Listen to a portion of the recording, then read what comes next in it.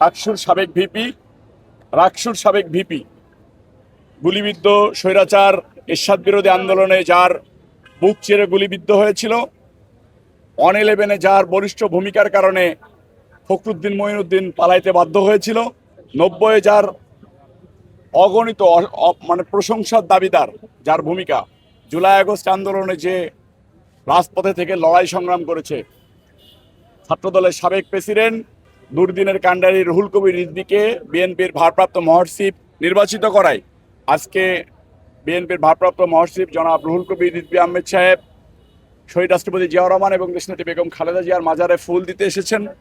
ঢাকা মহানগর দক্ষিণ যুবদল খন্দকার এনামুল হক এনামের নেতৃত্বে আজকে এই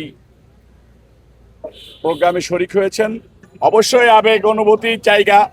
দেশনেত্রী বেগম খালেদা জিয়া যখন জেলে ছিলেন তখন আমি একদিন সকালবেলা বাসায় রয়েছি, ঈদের দিন সকাল বাজে 8টা। রিজভী ভাই আমাকে ফোন করে বলতেছে যে নয়ন, কিছু লোকজন নিয়ে পল্টন পার্টি অফিসের সামনে আসো, আমরা মিছিল করব। আমি বললাম ভাই প্রচন্ড ভাবে বৃষ্টি হচ্ছে, মুষলধারে বৃষ্টি হচ্ছে। বলছে নয়ন, শহীদ রাষ্ট্রপতি জিয়াউর রহমান সাহেবের সৈনিকরা, দেশনেত্রী বেগম খালেদা জিয়ার সৈনিকরা রাজপথে বারবার স্লোগান দিয়ে প্রমাণ করেছে ঝড় বৃষ্টি আধার রাতে আমরা আছি দেশনেত্রী বেগম খালেদা জিয়ার সাথে। আজকে দেশনেত্রী বেগম খালেদা জিয়া জেলে রয়েছেন, আমরা আজকে ঈদের দিনে সকালবেলা মিছিল করবই করব।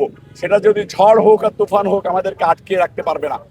এটা সেই রিজভী আহমেদ আজকে বিএনপির মহাসচিব হয়েছেন, এটা আমাদের জন্য অনেক আনন্দের এবং আবেগের। স্লোগানে বলেছি যে অনুপ্রেরণার রিজভী ভাই, আমরা তোমায় ভুলি নাই।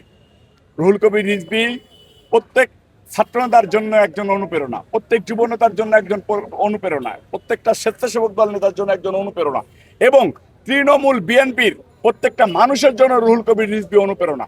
এরকম রিজভী আহমেদ বিএনপিতে হাজার হাজার জন্ম নিক ইনশাল্লাহ।